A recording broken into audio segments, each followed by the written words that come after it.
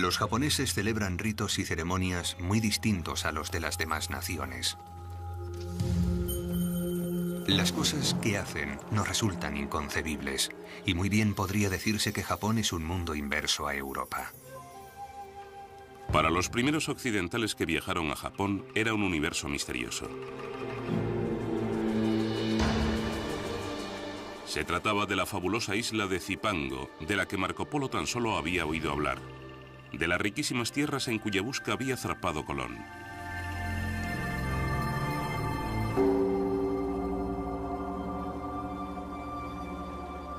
Cuando los portugueses arribaron a Japón en 1543, hallaron un país enzarzado en una guerra civil.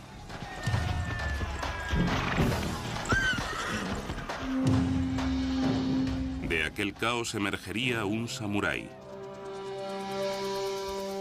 Fundaría un régimen tan pujante que perviviría durante más de 250 años.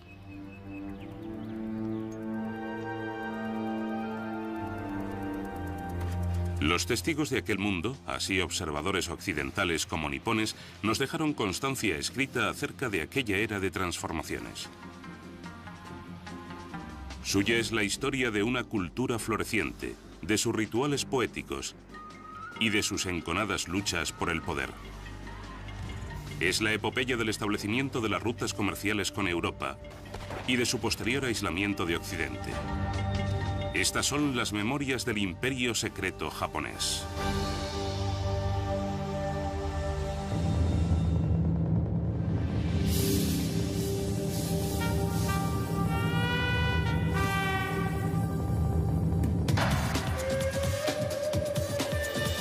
Japón. Memorias de un imperio secreto.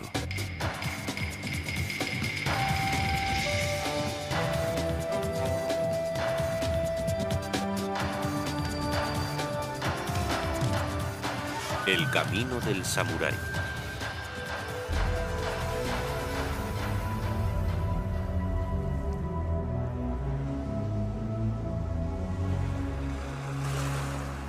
El 25º día del 8º mes del año del agua y la liebre, en la costa occidental apareció un gran barco. Nadie sabía de dónde procedía. Como más adelante relataría un monje budista, los vigías samuráis partieron inmediatamente a alertar a su amo. Había extranjeros a bordo de aquellas naves insólitas para los japoneses. El señor feudal de la región, el daimyo, convocó a los forasteros, los primeros europeos que desembarcaban en las costas niponas. Corría el año 1543.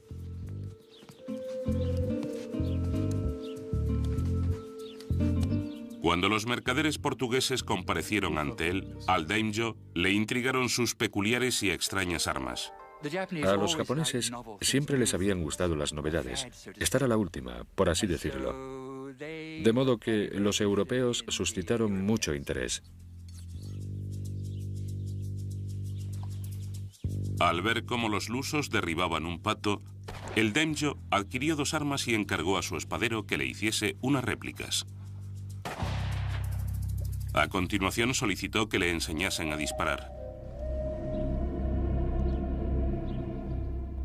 Aquellos pioneros europeos, sus armas y su religión acabarían acarreando unas consecuencias imprevisibles.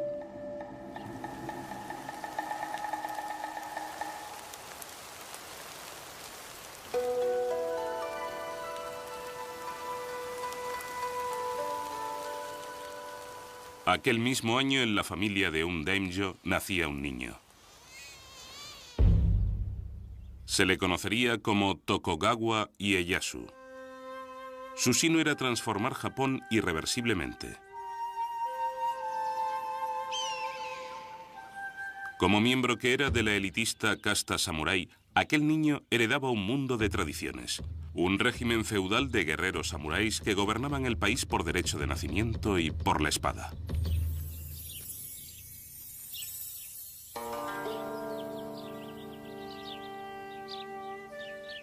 Al ser el hijo de un señor daimyo, Ieyasu pronto tendría que cambiar los juegos infantiles por los asuntos de la guerra.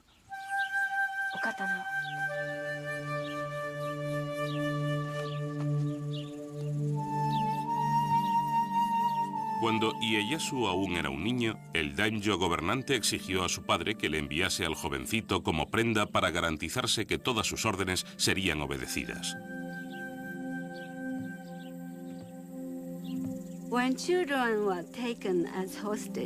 Que los niños fuesen rehenes no significaba que fuesen prisioneros.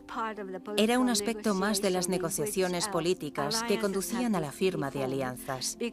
Puesto que nadie se fiaba de nadie, necesitaban garantías. Y por ello, se tomaban rehenes.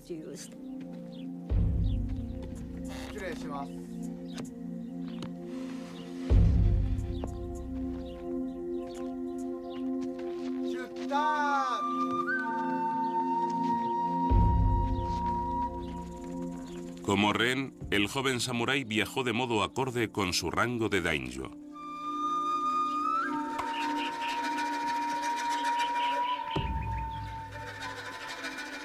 No podía imaginar el destino que le aguardaba.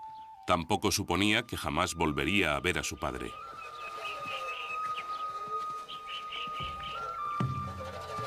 Se crió en cautividad. Su vida era prisionera de los vaivenes de la guerra civil.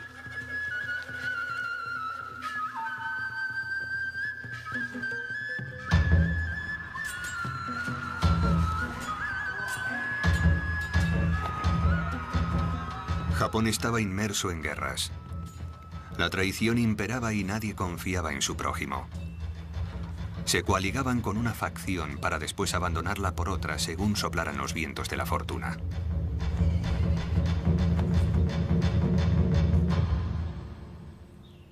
João Rodrigues, un espectador de tan azarosos tiempos, fue uno de los primeros portugueses que desembarcaron en tierras niponas. Llegó siendo un grumete de 15 años, aunque pronto se convertiría en misionero jesuita.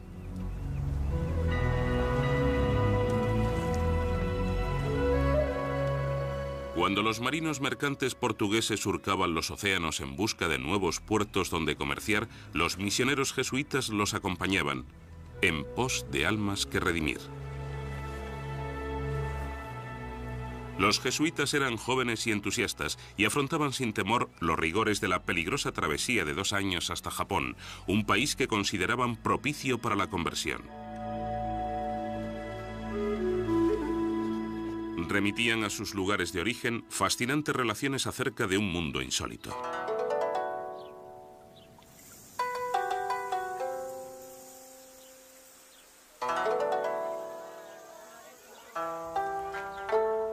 Todo es tan diferente y opuesto que no se parecen a nosotros en prácticamente nada. Aunque eso no resultaría nada sorprendente si fuesen como tantos otros bárbaros, lo que más me asombra es que se comportan como personas prudentes y cultivadas en todos los aspectos. Esto es algo que no osaría afirmar de no ser tanta mi experiencia entre ellos.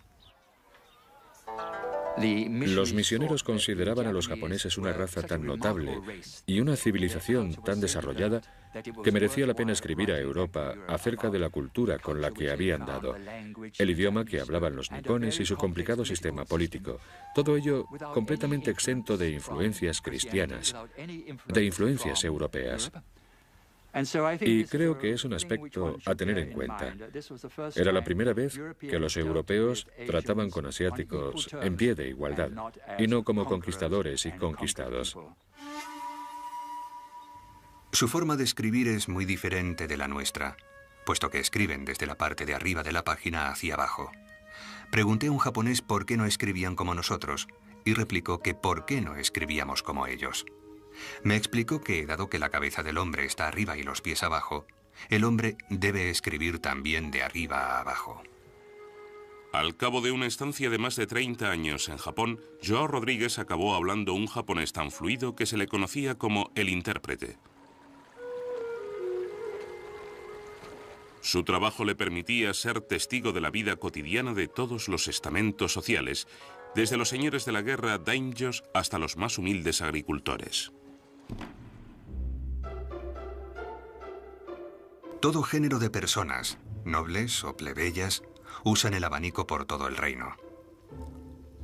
Quienes tienen algún asunto entre manos o desean recordar algo, lo anotan en sus abanicos. Llevan siempre estos abanicos en sus manos. Los abren, los consultan y los cierran. Nadie sale a la calle sin él.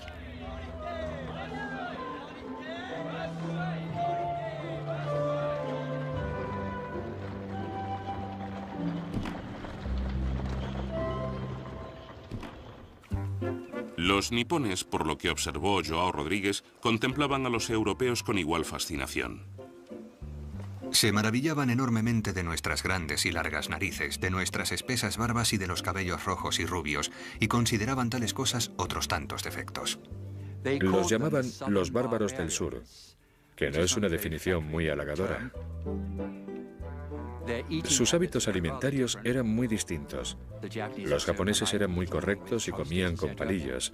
Por aquel entonces, lo normal era que los europeos comiesen con tan solo un cuchillo y los dedos. Además, por supuesto, la mayoría de los japoneses se bañaban diariamente, mientras que me temo que los europeos de la época podían pasarse meses y meses sin tomar un baño. Así que, hasta cierto punto, se merecían el epíteto de bárbaros. No obstante su reputación, los jesuitas estaban decididos a permanecer en Japón. Nuestro único afán era predicar y proclamar la ley del Creador. Aunque hubiese un solo japonés cristiano en todo el país, cualquier misionero se pasaría aquí toda su vida, por el bien de esa persona. Aquellos hombres eran muy celosos, y las condiciones eran bastante favorables para la conversión al cristianismo. En épocas de matanzas, revueltas, luchas, batallas, gran número de muertes, obviamente la gente tiende a pensar en la otra vida. En poco más de 50 años, aquellos misioneros fundaron más de 200 iglesias católicas, principalmente en el Japón meridional, y convirtieron a 250.000 de nipones.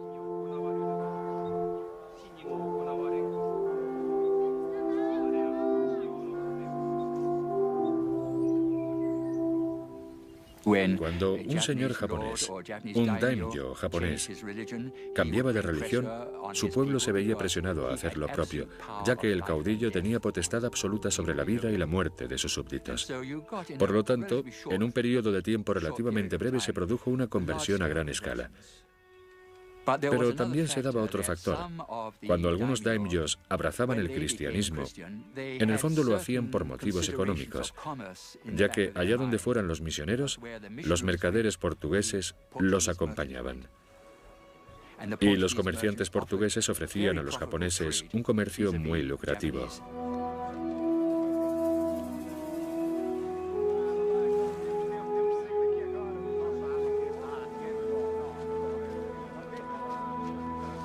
El comercio y la religión entrecruzados. Algunos nipones se beneficiaban, mientras que otros observaban el desarrollo de los acontecimientos con creciente preocupación, convencidos de que el cristianismo constituía una amenaza para su autoridad. Mercaderes y misioneros, los pioneros europeos, habían abierto una ruta que a la postre conduciría a un desenlace imprevisto.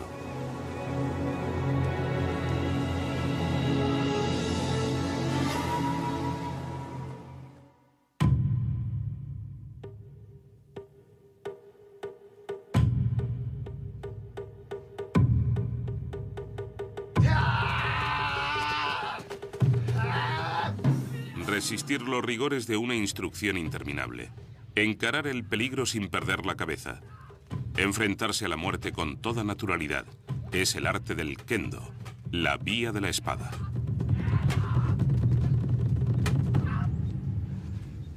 Los maestros espadachines instruyeron al joven samurái en las técnicas de la esgrima y las tradiciones del código de honor del samurái. Tal sería la educación que recibiría el adolescente Ieyasu pese a su condición de rehén. Cuando se tomaba un rehén de cierta categoría, lo habitual era tratarlo muy cordialmente y brindarle una formación como la que recibiría en su propia casa.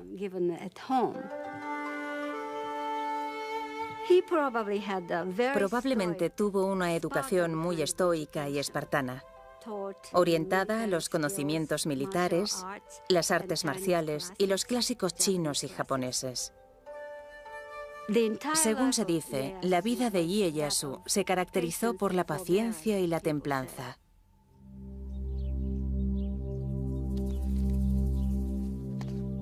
El joven prisionero Tokugawa Ieyasu aprendería lo que significa ser un samurái. Adopta una postura con la cabeza erguida, ni inclinada, ni alzada, ni ladeada. No gires los ojos ni permitas que parpadeen, sino entórnalos ligeramente. Tensa el abdomen y no inclines la espalda.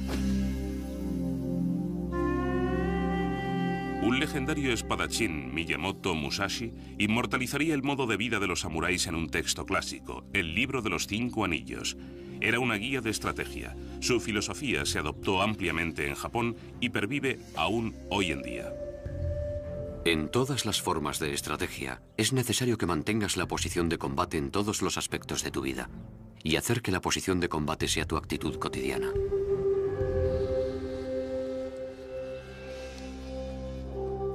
A los 15 años, Ieyasu alcanzó la edad adulta, obteniendo el derecho a ceñir las 2 espadas del samurái.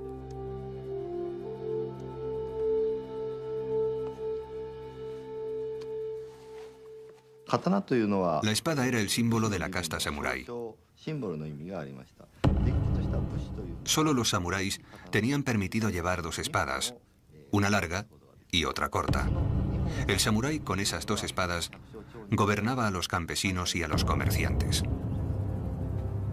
Naces para ser samurái. Es una responsabilidad. Entre las responsabilidades del samurái se contaba llevar siempre encima la espada para impartir justicia. Si alguien no te trataba como es debido, tu deber era matarlo. Aún así, ningún samurái salía sin espada. Y si los sorprendían sin ella, podían sancionarlos por no cumplir con su deber. Aunque la casta samurái comprendía menos del 10% de la población, su presencia destacaba enormemente, hasta el punto de que los misioneros, en sus escritos, consideraban a los samuráis representativos de toda la sociedad nipona. Van armados con una espada y una daga tanto en casa como fuera, y las guardan bajo la almohada mientras duermen. En toda mi vida había conocido gentes tan dependientes de sus armas. Son muy belicosos y siempre están enzarzados en guerras. De tal modo que el hombre más capaz llega a ser su más poderoso señor. Respetar y defender este ideal no era privativo de los hombres. Las mujeres samuráis también se adiestraban a fin de proteger a su familia. Para las esposas e hijas de los samuráis, lo más importante era no olvidar jamás el honor y el orgullo que suponía ser la mujer o la hija de un samurái. Estaban preparadas para suicidarse en caso de necesidad, para no padecer la vergüenza de ser deshonradas por sus enemigos.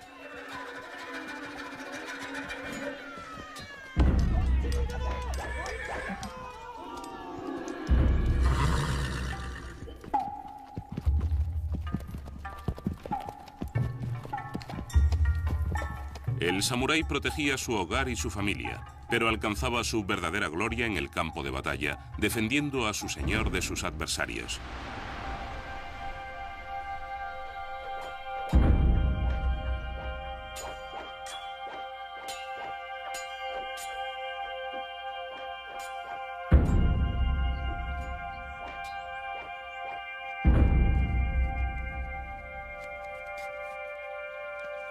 El samurái se vestía esmeradamente para el combate.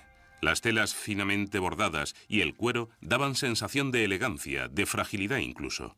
Oculta quedaba la coraza de láminas de acero entretejidas.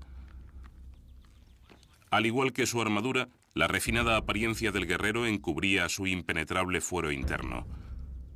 Esta ética preservada en los escritos de los samuráis preparaba al combatiente para encarar la vida y la muerte honorablemente.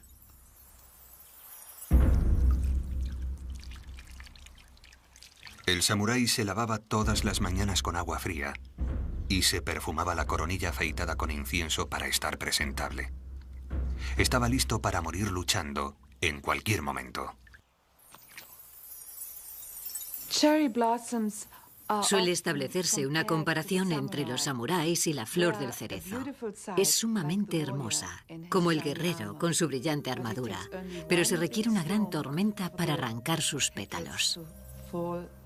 Exactamente igual sucede con el guerrero en la batalla.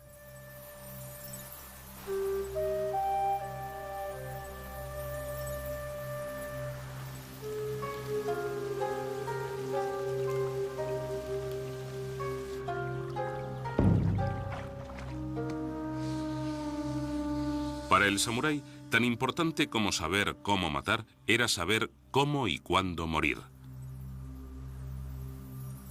En el campo de batalla, sobre todo en los últimos momentos de tu vida, tienes que demostrar tu control. El control de tu cuerpo, el control de tu destino, de tu sino. Es la vindicación, la manifestación de tu fortaleza interior. Así que en esos últimos momentos debes consumar tu muerte. El seppuku o harakiri es el ritual del suicidio practicado por los samuráis. El guerrero samurái llevaba dos espadas a la cintura, una larga y otra corta. La espada corta servía para abrirse el vientre de un tajo. ¿Por qué iba un samurái a abrirse el abdomen?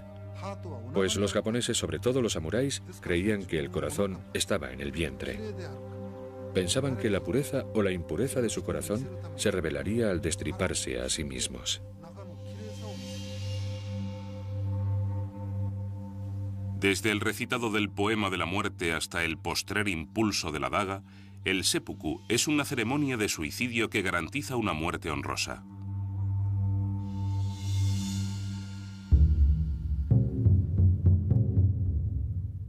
João Rodrigues escribió acerca de un hombre que llevó a cabo el rito del seppuku. El samurái, vestido con el acostumbrado kimono blanco, solemnemente y con gran dignidad subió a una tarima.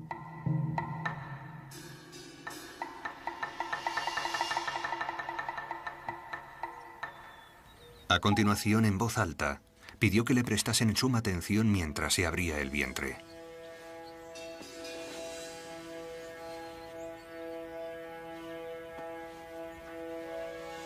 Se sentó, redactó su testamento lenta y calmadamente, pidiendo a su señor que cuidase de su hijo y de su familia, ya que él iba a morir para responder por su honor.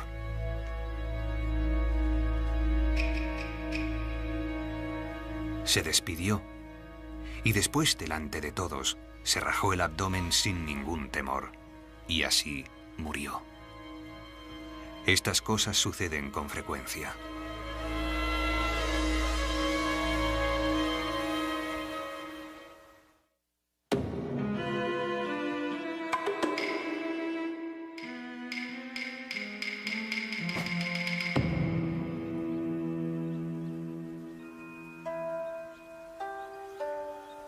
En todo hay que actuar con oportunidad. La oportunidad de la estrategia no puede dominarse sin una gran cantidad de práctica. El guerrero debe obrar oportunamente en todo momento de su vida, en su auge y en su declive, en su armonía y en su discordia. Tales son los eternos principios que encauzan la vida del guerrero samurái. La paciencia de Tokugawa Ieyasu a la hora de maquinar una táctica llegó a convertirse en su arma más poderosa. Ya tenía 18 años, estaba casado y tenía 2 hijos. Sin embargo, continuaba siendo rehén del daimyo gobernante.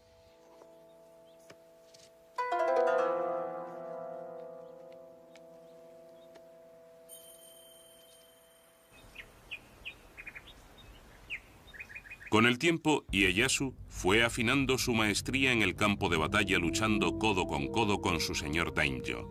Cuando su amo murió en combate, Ieyasu recuperó por fin la libertad de decidir sobre su propio destino.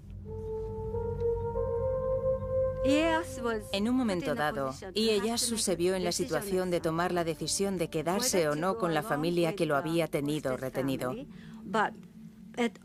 Pero en ningún momento olvidó su ambición de regresar a la fortaleza de donde procedía, de recobrar los dominios de sus antepasados, ampliarlos. y regresar con sus deudos, que lo aguardaban lealmente.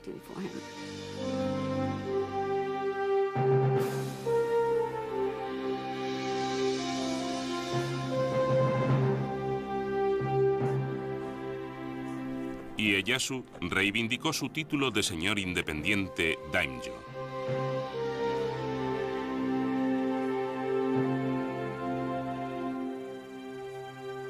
Regresó al feudo familiar. Ahora podía luchar por su propia causa, por su pueblo. Combatí a mis enemigos solamente para vengarme de los adversarios de mi padre. Porque estaba convencido de la rectitud de mi intención de socorrer a mi pueblo y pacificar el país. Los años de cautiverio habían exacerbado su disciplina. Siguiendo fielmente sus enseñanzas de samurái, tramó escrupulosamente su estrategia. En un lance crucial, Ieyasu se coaligó con el hombre que había matado a su señor daimyo, Oda Nobunaga.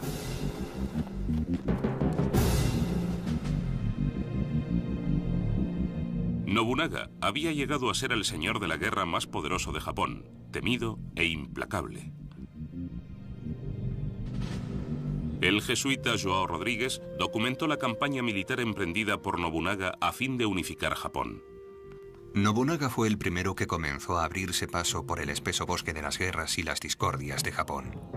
Sometió a medio país y el terror que inspiraba convenció a la otra mitad para obedecerlo en todo.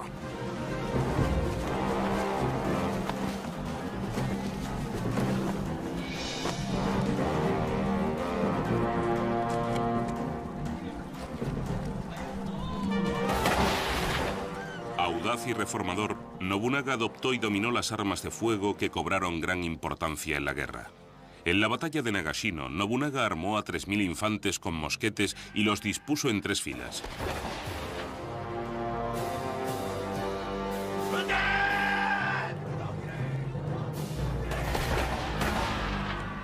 Cuando atacaron los 10.000 soldados enemigos, los mosqueteros de Nobunaga abrieron fuego sucesivamente, diezmando así al ejército rival.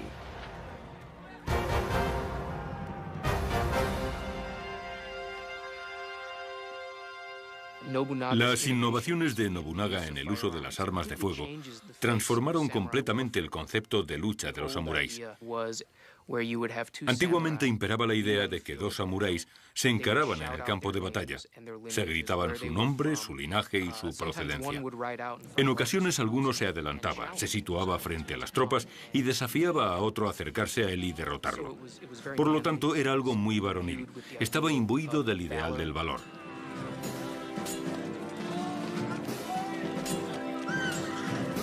Ahora había tropas de samuráis anónimos disparando a otras tropas de samuráis anónimos.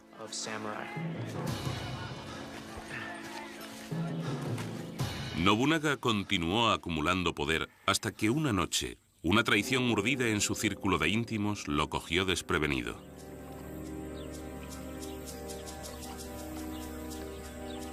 Un misionero andaba cerca. Llegaron unos cristianos cuando me estaba revistiendo para decir la primera misa de la mañana y me dijeron que esperase dado que había alboroto frente a palacio. Enseguida comenzamos a oír disparos de mosquete y vimos llamas. Comprendimos que no se trataba de una batalla, sino de una traición por parte de alguno de sus generales. Hay quienes dicen que se abrió el vientre, si bien otros creen que prendió fuego al palacio y pereció entre las llamas. No obstante, lo que sí sabemos es que de aquel hombre, que había hecho temblar a todo el mundo, no solo con el sonido de su voz, sino también con la mera mención de su nombre, no restaba ni un cabello que no hubiese quedado reducido a polvo y cenizas. En pleno incendio, un general leal a Nobunaga, Toyotomi Hideyoshi, aprovechó la ocasión. Hideyoshi se puso en acción inmediatamente, matando al asesino de su señor, lo cual, en resumidas cuentas, le daba derecho a reclamar el liderazgo de la vasta coalición de ejércitos comandada por Nobunaga.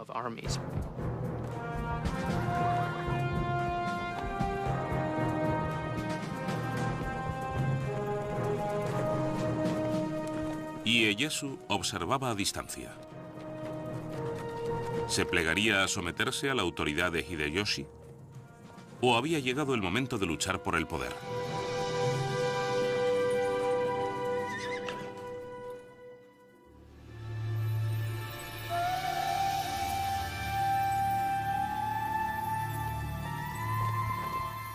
Nobunaga, Hideyoshi y Tokugawa Ieyasu.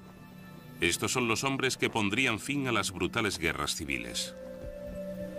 Pasarían a la historia como los unificadores de Japón. En Japón se narra una leyenda que explica el carácter de los tres unificadores. Nobunaga, Hideyoshi e Ieyasu están contemplando un cuclillo, esperando que cante. Pero el pájaro no canta. Así que Nobunaga dice: pajarito, si no cantas te mataré. Hideyoshi dice: pajarito, si no cantas te obligaré a cantar. E Ieyasu dice: pajarito, si no cantas, esperaré a que cantes. Y Ieyasu es un estratega con paciencia que aguarda a que las circunstancias lo favorezcan y entonces actúa.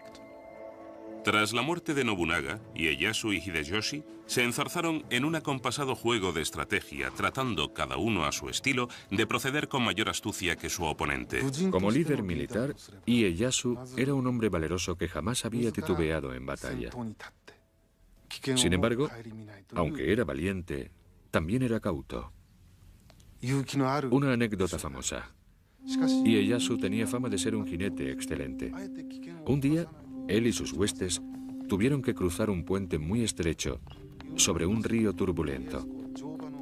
Todo el mundo esperaba que el gran Ieyasu cruzase aquel puente tan peligroso a caballo. Para la sorpresa de sus hombres, Ieyasu desmontó. Tomó el caballo por las riendas y lo condujo cuidadosamente a la otra orilla del río.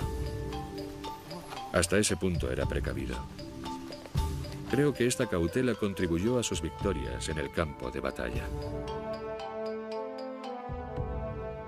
Mientras que Ieyasu era comedido y un estratega escrupuloso, Hideyoshi actuaba rápida y decididamente. Hideyoshi era de extracción plebeya. Hijo de un humilde soldado de infantería, se ganó a pulso el ascenso en el escalafón militar. Hideyoshi se labró un prestigio de general esclarecido, una visión grandiosa de su persona que él mismo compartía. Cuando mi madre me alumbró, recibió un presagio milagroso. La noche en que nací, la luz del sol iluminó la habitación de repente, transformando la noche en día. Le vaticinaron que el niño en cuyo nacimiento se habían manifestado tales prodigios estaba destinado a ser un hombre capaz de logros inusitados.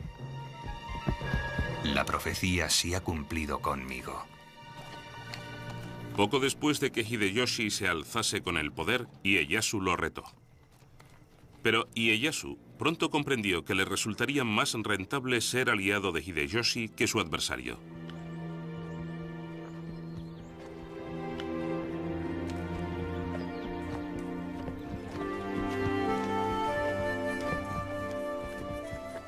Hideyoshi recompensó a Ieyasu por su lealtad con un inmenso señorío y le ordenó que fundase su cuartel general en la remota villa pesquera de Edo, a casi 500 kilómetros del castillo de Hideyoshi en Osaka.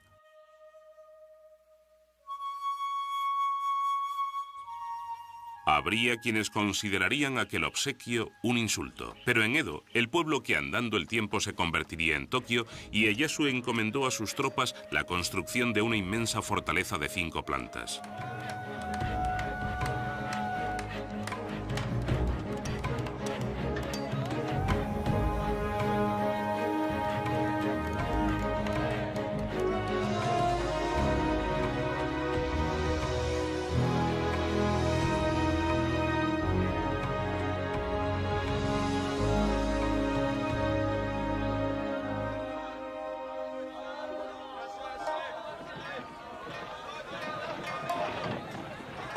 Intramuros de la ciudad de Osaka, Hideyoshi se afanaba en la fortificación de su propio alcázar.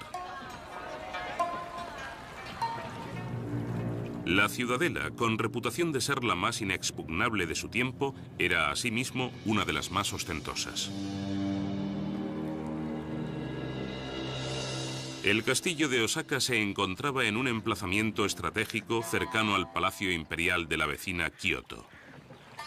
Desde hacía varios siglos, el emperador lo era tan solo nominalmente, permaneciendo ignorado por quienes en realidad ejercían el poder. Mataba el tiempo con los cotilleos de la corte, la caligrafía y la poesía. En tiempos de Ieyasu, la corte sigue careciendo de autoridad. No obstante, solo ella tiene potestad para nombrar al shogun, de modo que, en última instancia, y en un sentido fundamentalmente simbólico, la corte aún ejerce un arbitrio.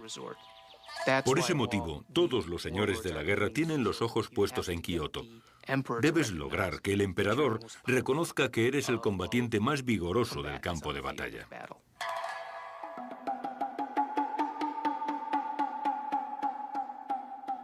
Hideyoshi se ganó los favores del emperador invitándolo a funciones de teatro no y actuaciones musicales.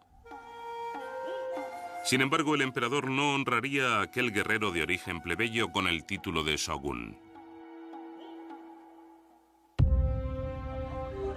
Ieyasu jamás había renunciado a su ambición de poder. Ofreció al emperador algo más que invitaciones. Concertó el matrimonio de una de sus nietas con el hijo del emperador. Todos los señores feudales japoneses se servían de sus familias para cimentar alianzas. Casabas a tus hijas o a tus hijos. Lo que hizo Ieyasu en particular fue tener un gran número de hijos a los que utilizar para sus fines. Podía aprovecharlos para sustentar su naciente gobierno. Les otorgaba la condición de caudillos militares independientes para luego recurrir a su ayuda. Por contra, el rival de Ieyasu, Hideyoshi, no logró tener descendencia masculina. Finalmente recurrió a la adopción de un sobrino y lo nombró su sucesor. Más adelante, a la edad de 60 años, Hideyoshi tuvo por fin un hijo varón. Lo llamó Hideyori y era la niña de sus ojos. Los pensamientos de Hideyoshi se centraron en la salvaguardia y la supervivencia de su hijo pequeño. No consigo describir el tedio infinito que supone velar por una casa vacía cuando Hideyori no está aquí conmigo. He dado órdenes estrictas de que todos estén alerta contra los incendios. Cada noche, la guardia hace la ronda por las habitaciones 2 o 3 veces. Ahora, con Hideyoshi obsesionado con su propio hijo, su hijo adoptivo ya adulto corría peligro. Está claro que hacia el final de su vida los actos de Hideyoshi son cada vez más erráticos. Se volvió progresivamente más cruel, si no sádico. Y cuando por fin, en sus últimos años, tuvo un hijo varón, ordenó a aquel hombre adulto que había sido su heredero que se suicidase. Después, Hideyoshi mandó matar a toda la familia de su hijo adoptivo. Un misionero relató: los condujeron en carros por las calles a la vista de todo el mundo. 31 señoritas y damas, además de los 2 hijos y la hija de su hijo adoptivo, el mayor de los cuales no contaba más de 5 años. Sus cadáveres se arrojaron a un pozo sobre el que se erigió una capilla y se colocó una lápida con esta inscripción: la tumba de los traidores.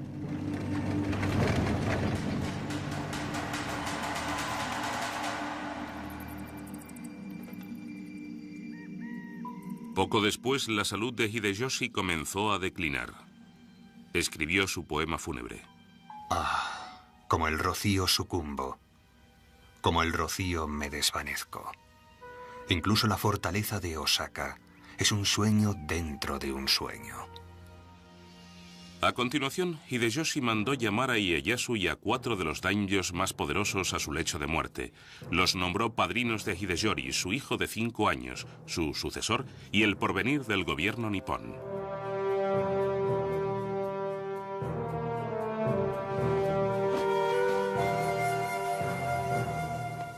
Ieyasu juró proteger al niño aun a costa de su propia vida, una promesa que pronto se tornaría difícil de cumplir.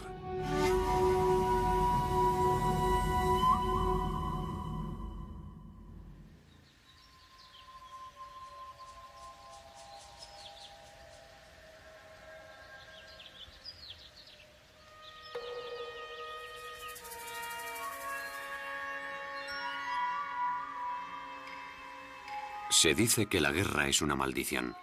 Se recurre a ella solo cuando es inevitable. Sin embargo, en tiempos de paz no se debe olvidar la posibilidad de levantamientos. Ieyasu estaba en guardia. Los daimyos, temerosos de su creciente poderío, comenzaron a conspirar contra él. Los dominios de Ieyasu ya se extendían por la mayor parte de Japón. Estaba dispuesto a conservar sus posesiones y a ampliar la base de su poder. Uno de los apodos de Ieyasu era el Viejo Tejón, y es un reflejo de su habilidad, así como de su célebre capacidad para esperar. Y aguarda hasta que muere Hideyoshi, hasta que su poder es claramente preponderante. Y entonces da el paso decisivo para convertirse en el supremo caudillo militar de Japón. Ieyasu movilizó sus huestes. Envió una división al castillo de Ogaki, donde se congregaban sus enemigos. Cuando comenzó la batalla, las mujeres y los niños corrieron a resguardarse. Ieyasu envió un gran ejército para sitiar el castillo. Y lucharon día y noche. Más adelante, una de las jóvenes que había en la fortaleza narraría a su familia la terrorífica experiencia. Las madres, concubinas e hijas permanecieron en la torre fabricando municiones. Cundía el pánico. Una bala alcanzó a mi hermano menor, matándolo instantáneamente. Fue una visión muy cruel, desde luego que lo fue. Creíamos que íbamos a morir. Lo único que nos quedaba era el miedo y el horror. Al final del combate, las cabezas de los guerreros vencidos se llevaron al castillo, a fin de disponerlas para su presentación ritual ante el vencedor. Se creía que, aun después de muertos, los samuráis debían considerarse unos oponentes dignos de respeto. Los habitantes del castillo lavaron las cabezas y aplicaron cosméticos a los rostros de los cadáveres, ya que así se demostraba que el muerto era un personaje importante. Se trata de una muestra, una pequeña muestra de las cosas que hacían, algo que resulta inconcebible para la gente de hoy, para las mujeres de hoy. Las cabezas de los decapitados se trajeron a la torre. Las cabezas no nos daban ningún miedo y dormíamos rodeados por el hedor de aquellas cabezas sanguinolentas.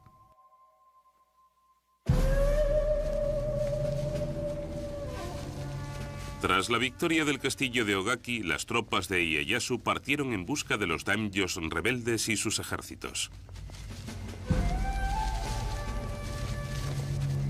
Se encararon en un angosto valle al oeste de la población de Sekigahara.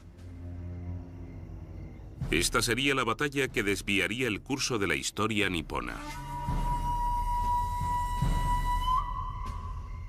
Ieyasu estableció su cuartel general en la cima de una colina que dominaba el valle y aguardó toda la noche la llegada del resto de su ejército. Al alba, el médico personal de Ieyasu anotó apresuradamente en su diario: Chispea. Una densa niebla cubre el valle. No se ve nada. Apenas si se distinguen los pendones enemigos.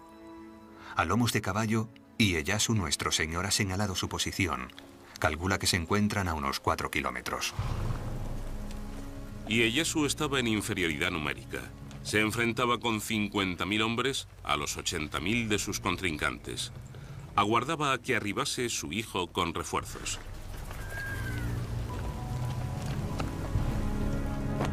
Sin embargo, a las 8 de la mañana la niebla se levantó repentinamente y ambos ejércitos rivales se encontraron frente a frente. Ieyasu no podía esperar más. Reagrupó sus huestes y, según se dice, les ordenó cargar con su célebre grito de guerra. Solo hay dos maneras de regresar del campo de batalla: con la cabeza de un enemigo o sin la tuya.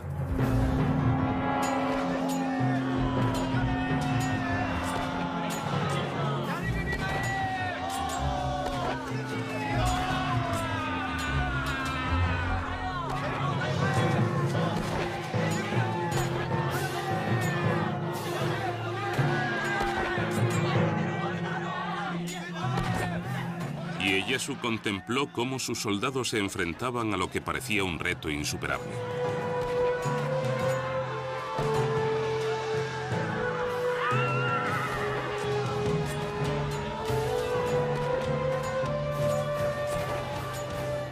Inopinadamente cambiaron las tornas. Varios daimyos enemigos y sus ejércitos, convencidos de que Ieyasu acabaría venciendo, hicieron defección y se sumaron a las fuerzas de Ieyasu. Hacia las 2 de la tarde, la mesnada de Ieyasu había derrotado a las legiones insurgentes. La victoria de Tokugawa en Sekigahara puso fin a las guerras civiles y marcó el inicio de una nueva era. Ahí reside la importancia de la batalla de Sekigahara.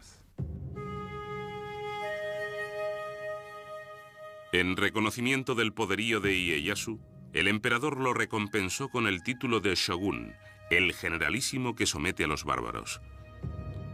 Ahora, Tokugawa Ieyasu disfrutaba de autoridad para dirigir todos los asuntos militares nipones. Aunque gobernó sin oposición, siempre estaba omnipresente como un espectro Hideyori, el hijo de Hideyoshi, criándose en el castillo de Osaka. Ieyasu había jurado proteger a aquel niño con su vida, el niño que algún día reclamaría todo cuanto Ieyasu había ganado.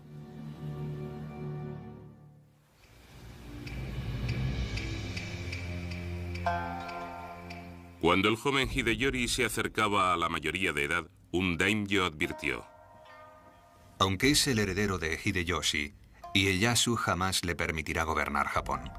Tarde o temprano, algún personaje ambicioso promoverá una revuelta en su nombre. Y aunque Hideyori no esté al corriente de nada, será culpado y se le obligará a suicidarse para la consternación del espíritu de Hideyoshi. La dinastía Tokugawa carecía del derecho divino para gobernar Japón. Dirigieron el país por ser los más poderosos, por ser los más ricos, por tener los mayores ejércitos, pero les faltaba el derecho divino. Y había muchos daimyos muy poderosos, especialmente en el oeste, los daimyos cristianos. Por lo tanto, de existir algún movimiento filosófico o político capaz de aunar a todos aquellos daimyos en una coalición contra el clan Tokugawa, resultarían muy peligrosos. Tokugawa no toleraba disensión alguna. Expulsó a muchos de los misioneros extranjeros, João Rodríguez entre ellos. Ieyasu quería librarse de todas aquellas influencias extranjeras que no hacían más que enturbiar las aguas, complicarle la vida. Incluso ordenó a los japoneses suspender todas sus actividades cristianas. Aún así, continuaba enfrentándose a la única auténtica amenaza para su poder, el joven Hideyori. Cuando Hideyori llega a la edad adulta, Ieyasu no puede seguir ignorándolo. Es un peligro por el mero hecho de existir. Es el legítimo sucesor de Hideyoshi. Ieyasu está obligado a protegerlo hasta su mayoría de edad. Pero constituye un riesgo intrínseco para la legitimidad del shogunato de Tokugawa. Ieyasu llegó a una conclusión. Ya no podía mantener la promesa de amparar al hijo de un aliado muerto. Ieyasu decidió batallar una vez más. Obviamente sería un nuevo momento decisivo. Los numerosísimos samuráis que se contaban por millares eran unos guerreros duros de pelar. Aún guardaban fidelidad a la familia de Hideyoshi. Y por supuesto eran leales a su hijo. De modo que se reunieron en el castillo de Osaka. Y el castillo de Osaka era una fortaleza muy robusta. Se consideraba inexpugnable.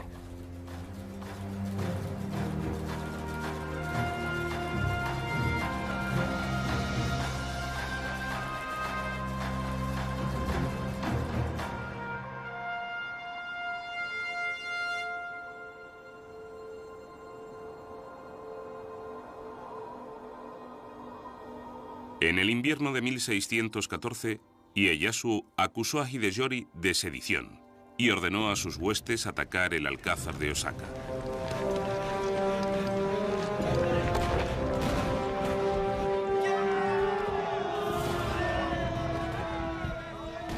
Los partidarios de Hideyori, cerca de 100.000, se hicieron fuertes y resistieron el embate.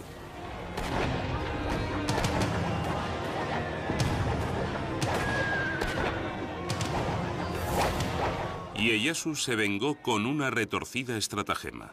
Envió a una mujer samurái a negociar un armisticio con la madre de Hideyori.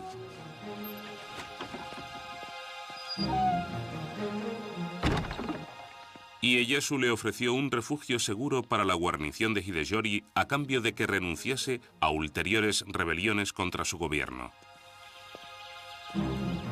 A fin de dejar patente sus intenciones, Ieyasu firmó su misiva con sangre. La madre de Hideyori convenció a su hijo para que aceptase la oferta. La treta de Ieyasu había surtido efecto. En cuanto cesó la lucha, Ieyasu comenzó a cegar los fosos del castillo de Osaka, aquellos profundos fosos. Y las gentes del castillo de Osaka protestaron mucho. Aquella medida no constaba en el pacto, pero no importaba. Rellenaron los fosos. Y en cuanto estuvieron tapados, las tropas de Ieyasu irrumpieron en la fortaleza y perpetraron una matanza atroz.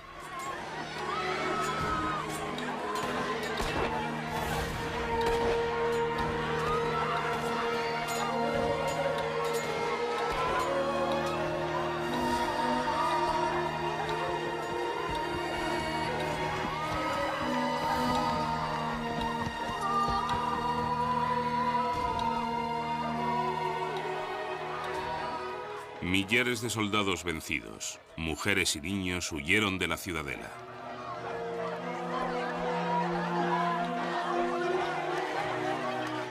Un mercader europeo tomó nota del episodio en su diario. Hoy hemos tenido noticias de que Ieyasu ha tomado la fortaleza de Osaka y ha desbaratado el ejército de Hideyori. Dicen que el asedio de la Alcazaba ha costado unas 100.000 vidas y que no se ha encontrado un solo cadáver que conservase la cabeza. Todos habían sido decapitados. Los soldados de Ieyasu incendiaron el castillo.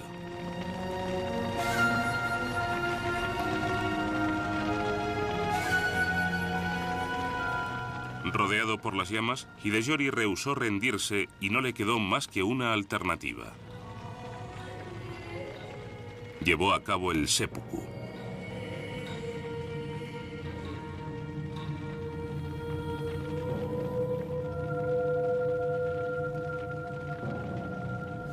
Había un gran problema para matar a Hideyori, y era que Ieyasu estaba obligado a protegerlo. Fue una estrategia muy realista y cruel, pero él quería fundar una dinastía que perdurase a lo largo de los siglos.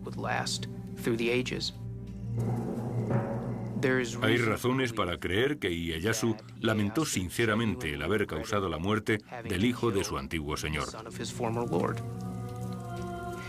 Se dice que Ieyasu expió su culpa copiando 10.000 veces el nombre de Buda en rollos de pergamino.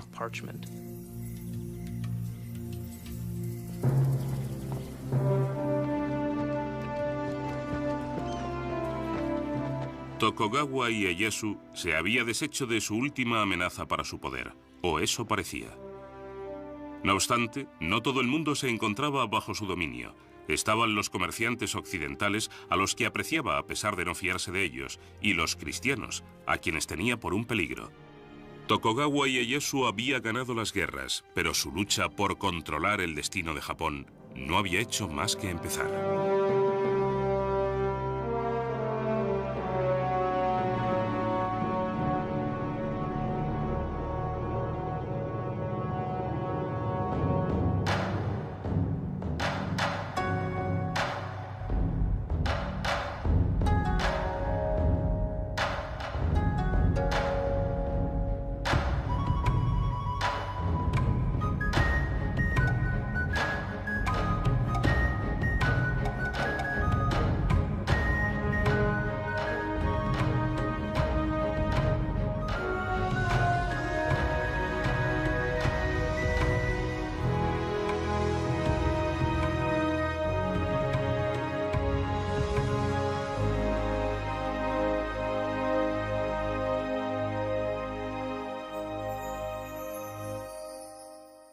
samuráis creían que el corazón estaba en el vientre.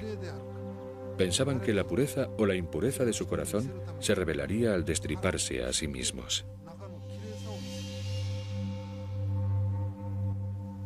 Desde el recitado del poema de la muerte hasta el postrer impulso de la daga, el seppuku es una ceremonia de suicidio que garantiza una muerte honrosa.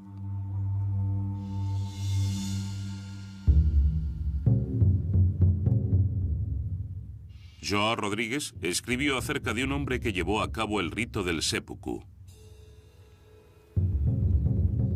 El samurái, vestido con el acostumbrado kimono blanco, solemnemente y con gran dignidad subió a una tarima.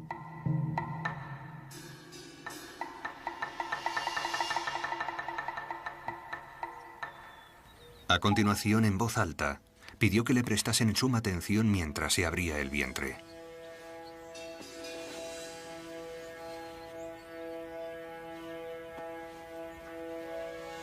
Se sentó, redactó su testamento lenta y calmadamente, pidiendo a su señor que cuidase de su hijo y de su familia, ya que él iba a morir para responder por su honor.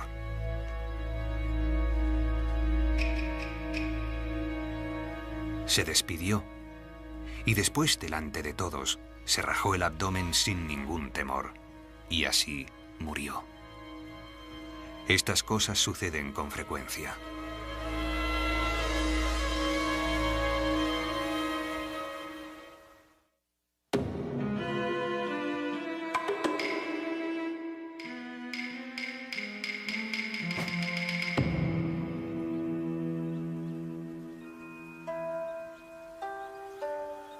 En todo hay que actuar con oportunidad. La oportunidad de la estrategia no puede dominarse sin una gran cantidad de práctica. El guerrero debe obrar oportunamente en todo momento de su vida, en su auge y en su declive, en su armonía y en su discordia.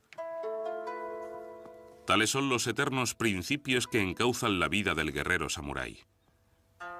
La paciencia de Tokugawa Ieyasu a la hora de maquinar una táctica llegó a convertirse en su arma más poderosa. Ya tenía 18 años, estaba casado y tenía 2 hijos. Sin embargo, continuaba siendo rehén del daimyo gobernante.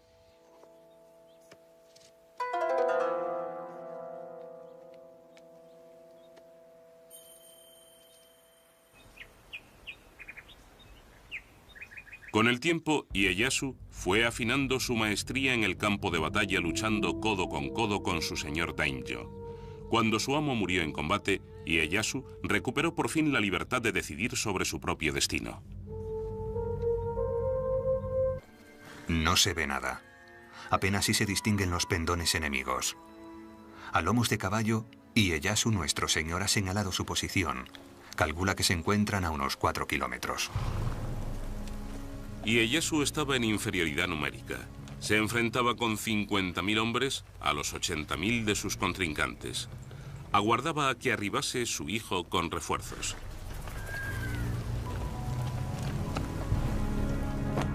Sin embargo, a las 8 de la mañana la niebla se levantó repentinamente y ambos ejércitos rivales se encontraron frente a frente. Ieyasu no podía esperar más. Reagrupó sus huestes y, según se dice, les ordenó cargar con su célebre grito de guerra. Solo hay 2 maneras de regresar del campo de batalla: con la cabeza de un enemigo o sin la tuya.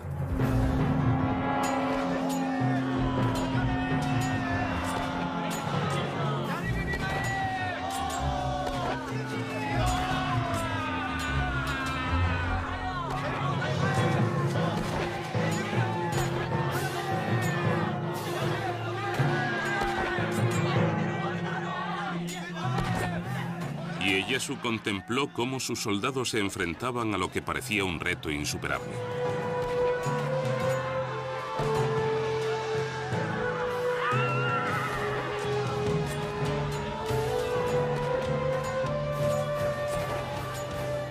Inopinadamente cambiaron las tornas.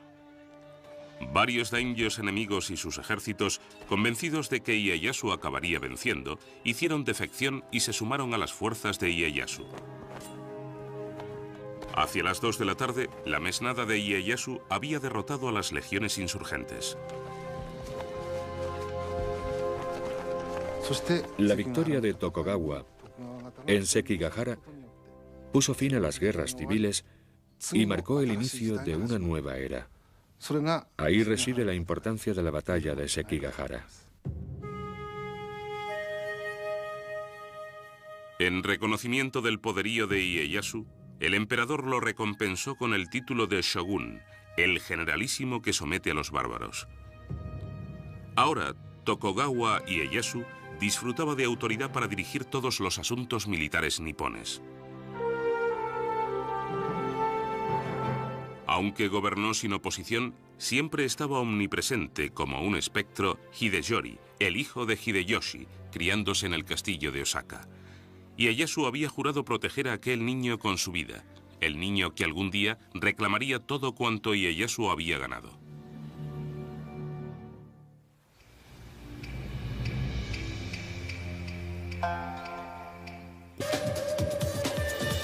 Japón. Memorias de un imperio secreto.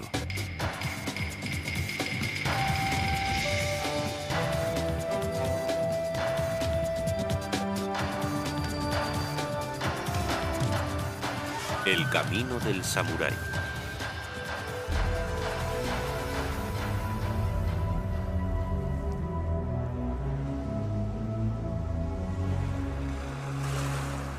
El 25º día del 8º mes del año del agua y la liebre, en la costa occidental apareció un gran barco. Nadie sabía de dónde procedía.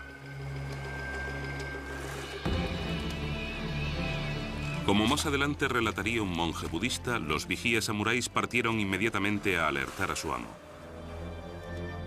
Había extranjeros a bordo de aquellas naves insólitas para los japoneses.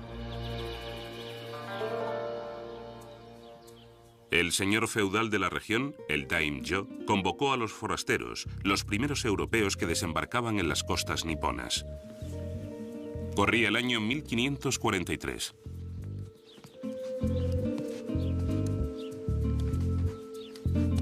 Cuando los mercaderes portugueses comparecieron ante él, al daimyo le intrigaron sus peculiares y extrañas armas. A los japoneses siempre les habían gustado las novedades, estar a la última, por así decirlo. De modo que los europeos suscitaron mucho interés. Al ver cómo los lusos derribaban un pato, el daimyo adquirió 2 armas y encargó a su espadero que le hiciese unas réplicas. A continuación solicitó que le enseñasen a disparar.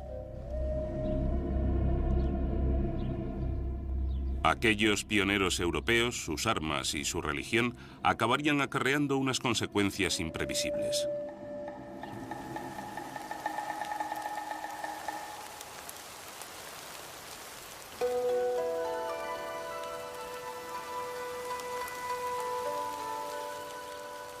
Aquel mismo año, en la familia de un daimyo, nacía un niño.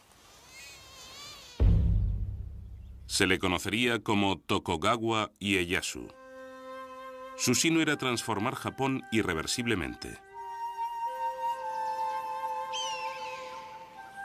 Como miembro que era de la elitista casta samurái, aquel niño heredaba un mundo de tradiciones, un régimen feudal de guerreros samuráis que gobernaban el país por derecho de nacimiento y por la espada.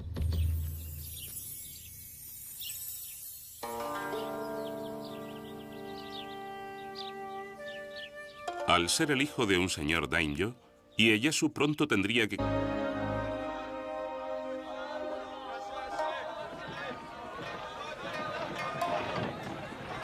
Intramuros de la ciudad de Osaka, Hideyoshi se afanaba en la fortificación de su propio alcázar. La ciudadela, con reputación de ser la más inexpugnable de su tiempo, era asimismo una de las más ostentosas. El castillo de Osaka se encontraba en un emplazamiento estratégico cercano al palacio imperial de la vecina Kioto. Desde hacía varios siglos, el emperador lo era tan solo nominalmente, permaneciendo ignorado por quienes en realidad ejercían el poder.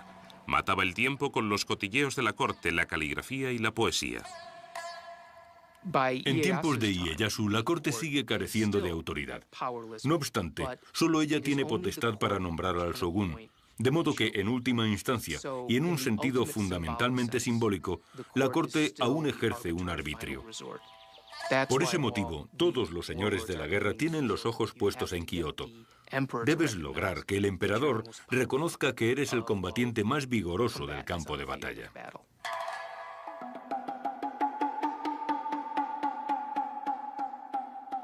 Hideyoshi se ganó los favores del emperador invitándolo a funciones de teatro no y actuaciones musicales.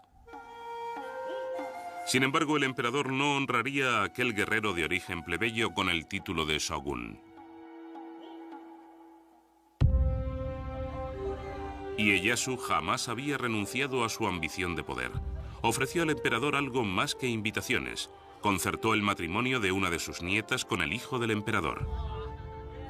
Todos los señores feudales japoneses se servían de sus familias para cimentar alianzas. Casabas a tus hijas o a tus hijos.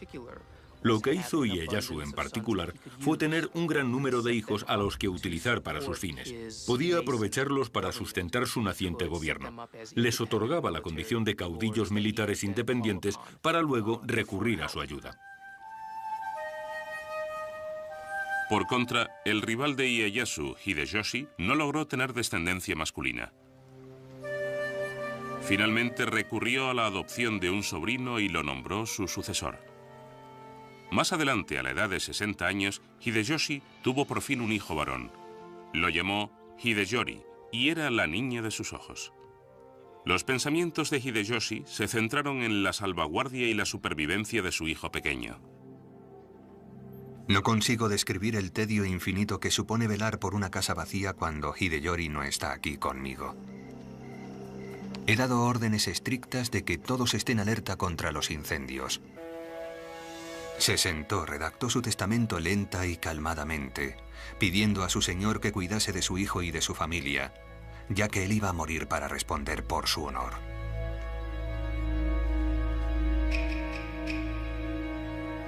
Se despidió y después, delante de todos, se rajó el abdomen sin ningún temor y así murió. Estas cosas suceden con frecuencia.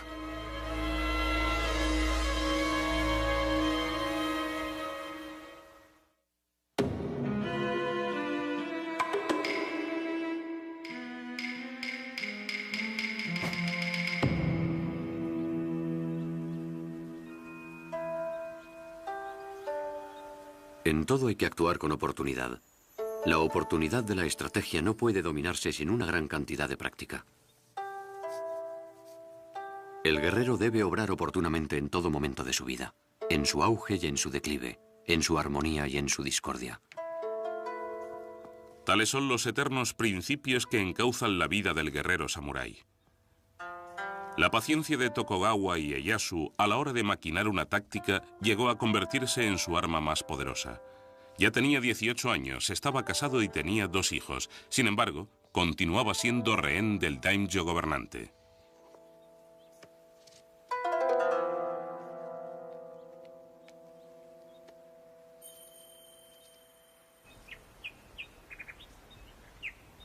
Con el tiempo, Ieyasu fue afinando su maestría en el campo de batalla luchando codo con su señor daimyo. Cuando su amo murió en combate, Ieyasu recuperó por fin la libertad de decidir sobre su propio destino. En un momento dado, Ieyasu se vio en la situación de tomar la decisión de quedarse o no con la familia que lo había tenido retenido. Pero en ningún momento olvidó su ambición de regresar a la fortaleza de donde procedía, de recobrar los dominios de sus antepasados, ampliarlos y regresar con sus deudos que lo aguardaban lealmente.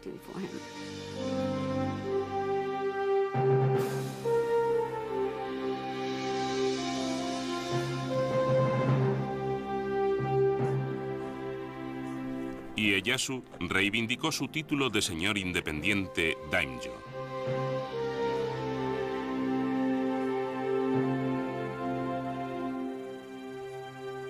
Regresó al feudo familiar.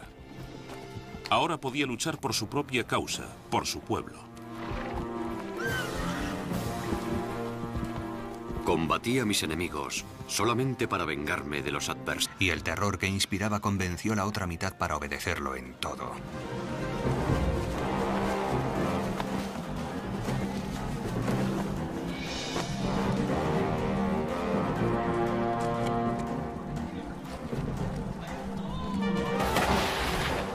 Audaz y reformador, Nobunaga adoptó y dominó las armas de fuego que cobraron gran importancia en la guerra.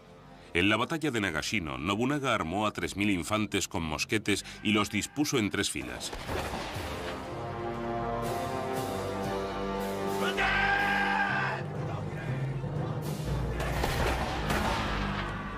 Cuando atacaron los 10.000 soldados enemigos, los mosqueteros de Nobunaga abrieron fuego sucesivamente, diezmando así al ejército rival.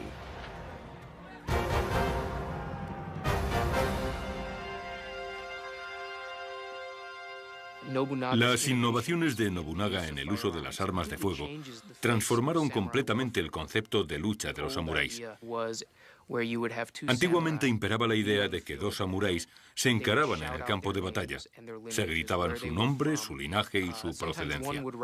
En ocasiones alguno se adelantaba, se situaba frente a las tropas y desafiaba a otro a acercarse a él y derrotarlo. Por lo tanto, era algo muy varonil. Estaba imbuido del ideal del valor.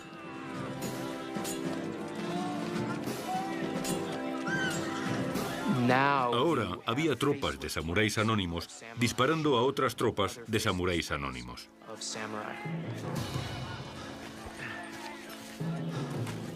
Nobunaga continuó acumulando poder hasta que una noche, una traición urdida en su círculo de íntimos lo cogió desprevenido.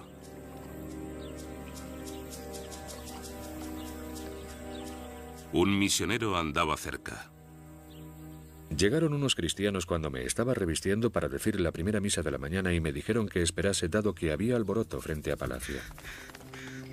Enseguida comenzamos a oír disparos de mosquete y vimos llamas. Comprendimos que no se trataba de una batalla, sino de una traición por parte de alguno de sus generales. Hay quienes dicen que se abrió el vientre, si bien otros creen que prendió fuego al palacio y pereció entre las llamas. No obstante, lo que sí sabemos es que de aquel hombre, que había hecho temblar a todo el mundo, no solo con el sonido de su voz, sino también con la mera mención de su nombre, no restaba ni un cabello que no hubiese quedado reducido a polvo y cenizas. En pleno incendio, un general leal a Nobunaga, Toyotomi Hideyoshi, aprovechó la ocasión. Hideyoshi se puso en acción inmediatamente, matando al asesino de su señor, lo cual, en resumidas cuentas, Por lo tanto, de existir algún movimiento filosófico o político capaz de aunar a todos aquellos daimyos en una coalición contra el clan Tokugawa, resultarían muy peligrosos. Tokugawa no toleraba disensión alguna. Expulsó a muchos de los misioneros extranjeros, Joao Rodríguez entre ellos. Ieyasu quería librarse de todas aquellas influencias extranjeras que no hacían más que enturbiar las aguas, complicarle la vida. Incluso ordenó a los japoneses suspender todas sus actividades cristianas. Aún así, continuaba enfrentándose a la única auténtica amenaza para su poder, el joven Hideyori. Cuando Hideyori llega a la edad adulta, Ieyasu no puede seguir ignorándolo. Es un peligro por el mero hecho de existir. Es el legítimo sucesor de Hideyoshi. Ieyasu está obligado a protegerlo hasta su mayoría de edad. Pero constituye un riesgo intrínseco para la legitimidad del shogunato de Tokugawa. Ieyasu llegó a una conclusión. Ya no podía mantener la promesa de amparar al hijo de un aliado muerto. Ieyasu decidió batallar una vez más. Obviamente sería un nuevo momento decisivo. Los numerosísimos samuráis que se contaban por millares eran unos guerreros duros de pelar. Aún guardaban fidelidad a la familia de Hideyoshi y por supuesto eran leales a su hijo. De modo que se reunieron en el castillo de Osaka, y el castillo de Osaka era una fortaleza muy robusta, se consideraba inexpugnable.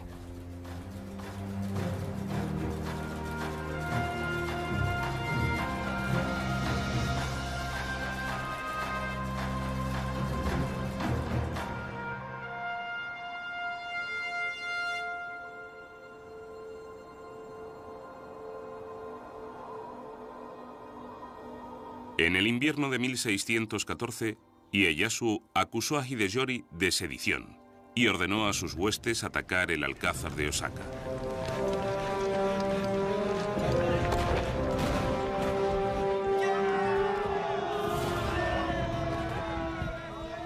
Los partidarios de Hideyori, cerca de 100.000, se hicieron fuertes y resistieron el embate.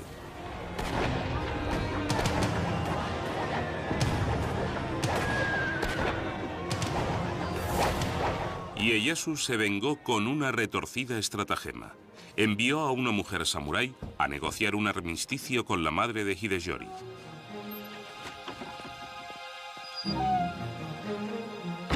Hideyori a cambio de que renunciase a ulteriores rebeliones contra su gobierno. A fin de dejar patente sus intenciones, Ieyasu firmó su misiva con sangre. La madre de Hideyori convenció a su hijo para que aceptase la oferta. La treta de Ieyasu había surtido efecto. En cuanto cesó la lucha, Ieyasu comenzó a cegar los fosos del castillo de Osaka, aquellos profundos fosos, y las gentes del castillo de Osaka protestaron mucho. Aquella medida no constaba en el pacto, pero no importaba. Rellenaron los fosos, y en cuanto estuvieron tapados, las tropas de Ieyasu irrumpieron en la fortaleza y perpetraron una matanza atroz.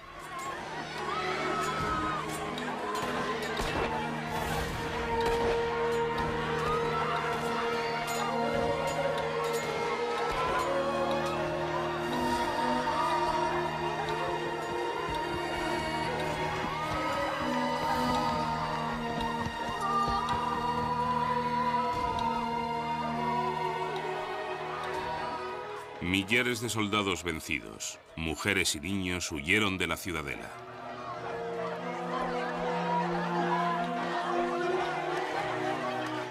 Un mercader europeo tomó nota del episodio en su diario. Hoy hemos tenido noticias de que Ieyasu ha tomado la fortaleza de Osaka y ha desbaratado el ejército de Hideyori. Dicen que el asedio de la Alcazaba ha costado unas 100.000 vidas y que no se ha encontrado un solo cadáver que conservase la cabeza. Todos habían sido decapitados. Los soldados de Ieyasu incendiaron el castillo.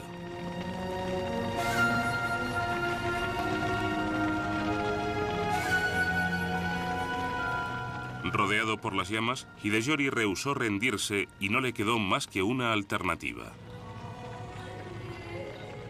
Llevó a cabo el seppuku.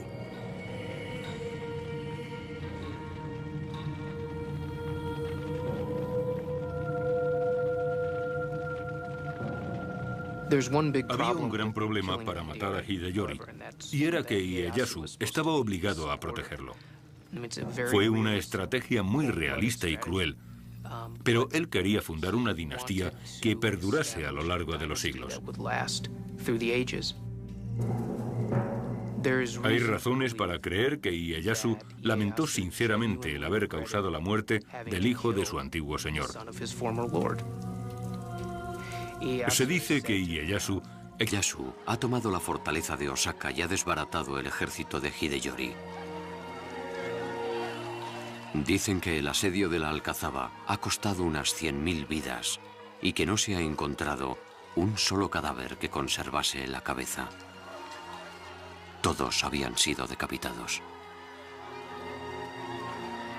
Los soldados de Ieyasu incendiaron el castillo.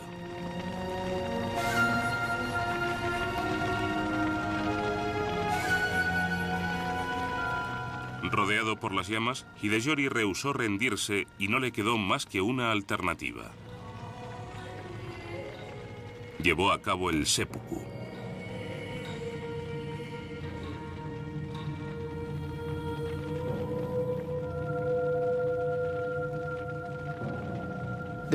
Había un gran problema para matar a Hideyori, y era que Ieyasu estaba obligado a protegerlo. Fue una estrategia muy realista y cruel, pero él quería fundar una dinastía que perdurase a lo largo de los siglos. Hay razones para creer que Ieyasu lamentó sinceramente el haber causado la muerte del hijo de su antiguo señor. Se dice que Ieyasu expió su culpa copiando 10.000 veces el nombre de Buda en rollos de pergamino.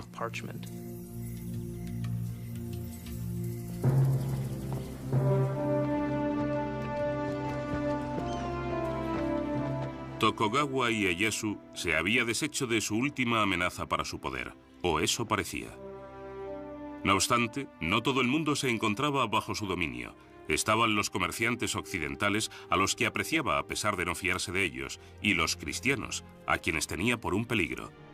Tokugawa Ieyasu había ganado las guerras, pero su lucha por controlar el destino de Japón no había hecho más que empezar.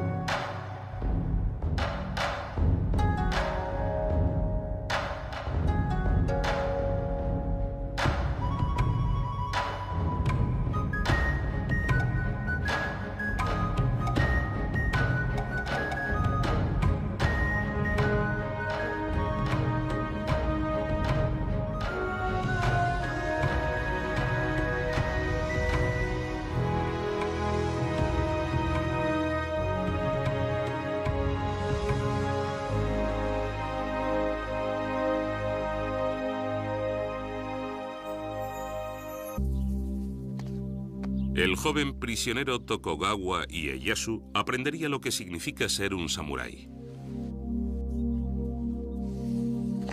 Adopta una postura con la cabeza erguida, ni inclinada, ni alzada, ni ladeada. No gires los ojos ni permitas que parpadeen, sino entórnalos ligeramente. Tensa el abdomen y no inclines la espalda. Un legendario espadachín, Miyamoto Musashi, inmortalizaría el modo de vida de los samuráis en un texto clásico, el Libro de los 5 Anillos. Era una guía de estrategia. Su filosofía se adoptó ampliamente en Japón y pervive aún hoy en día. En todas las formas de estrategia, es necesario que mantengas la posición de combate en todos los aspectos de tu vida y hacer que la posición de combate sea tu actitud cotidiana.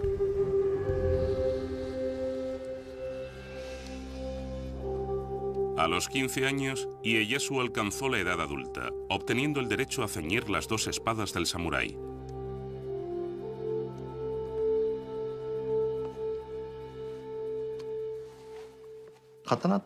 La espada era el símbolo de la casta samurái. Solo los samuráis tenían permitido llevar 2 espadas, una larga y otra corta. El samurái con esas 2 espadas gobernaba a los campesinos y a los comerciantes. Naces para ser samurái. Es una responsabilidad.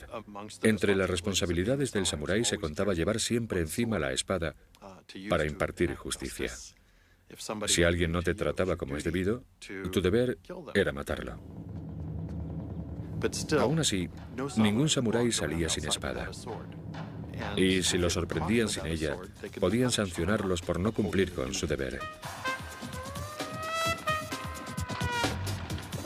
Aunque la casta samurái comprendía menos del 10% de la población, su presencia destacaba enormemente, hasta el punto de que los misioneros, en sus escritos, consideraban a los samuráis representativos de toda la sociedad nipona.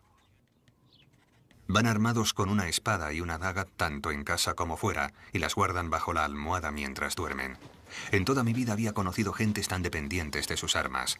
Son muy belicosos y siempre están enzarzados en guerras. De tal modo que el hombre más capaz llega a ser su más poderoso señor. Respetar y defender este ideal no era privativo de los hombres. Las mujeres samuráis también se adiestraban a fin de proteger a su familia.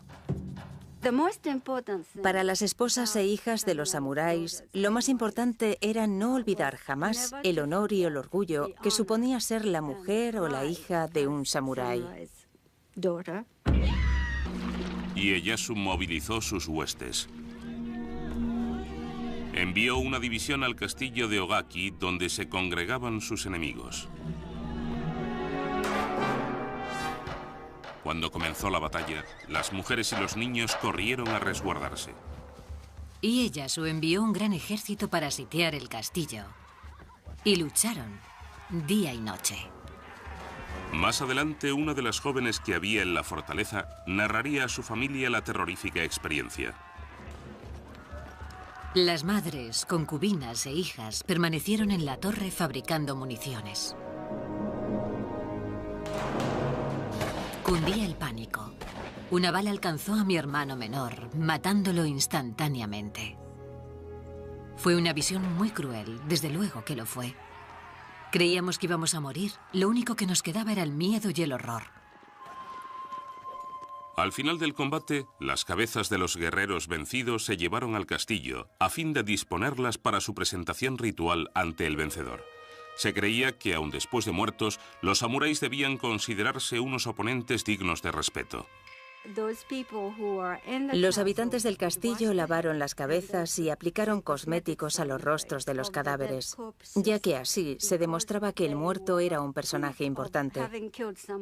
Se trata de una muestra, una pequeña muestra de las cosas que hacían, algo que resulta inconcebible para la gente de hoy, para las mujeres de hoy. Las cabezas de los decapitados se trajeron a la torre. Las cabezas no nos daban ningún miedo y dormíamos rodeados por el hedor de aquellas cabezas sanguinolentas.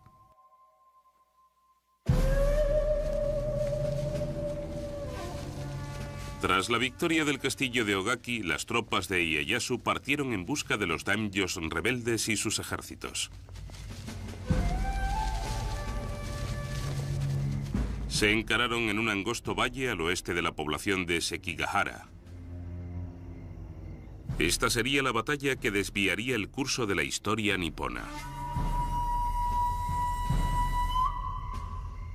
Ieyasu estableció su cuartel general en la cima de una colina que dominaba el valle y aguardó toda la noche la llegada del resto de su ejército. Al alba, el médico personal de Ieyasu anotó apresuradamente en su diario: Chispea. Una densa niebla cubre el valle. No se ve nada. Apenas si se distinguen los pendones enemigos. A lomos de caballo, Ieyasu, nuestro señor, ha señalado su posición. Calcula que se encuentran a unos 4 kilómetros. Ieyasu estaba en inferioridad numérica. Ieyasu contempló cómo sus soldados se enfrentaban a lo que parecía un reto insuperable.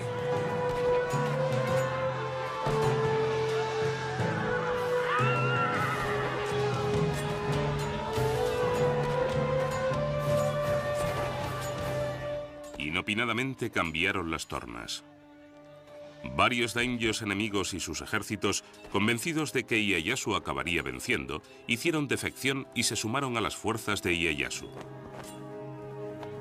Hacia las 2 de la tarde, la mesnada de Ieyasu había derrotado a las legiones insurgentes. La victoria de Tokugawa en Sekigahara puso fin a las guerras civiles y marcó el inicio de una nueva era. Ahí reside la importancia de la batalla de Sekigahara. En reconocimiento del poderío de Ieyasu, el emperador lo recompensó con el título de Shogun, el generalísimo que somete a los bárbaros. Ahora, Tokugawa Ieyasu disfrutaba de autoridad para dirigir todos los asuntos militares nipones. Aunque gobernó sin oposición, siempre estaba omnipresente como un espectro Hideyori, el hijo de Hideyoshi, criándose en el castillo de Osaka. Ieyasu había jurado proteger a aquel niño con su vida, el niño que algún día reclamaría todo cuanto Ieyasu había ganado.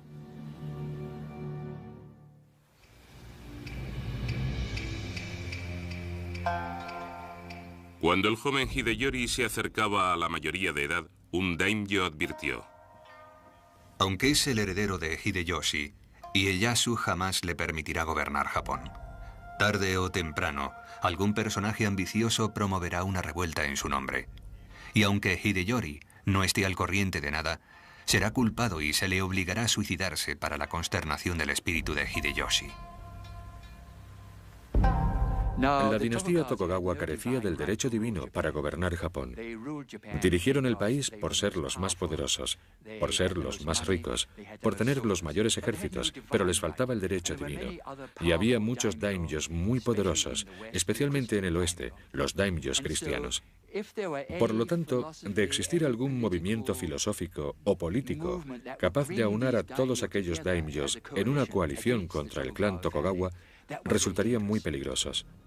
Tokugawa no toleraba disensión alguna. Expulsó a muchos de los misioneros extranjeros, João Rodríguez entre ellos.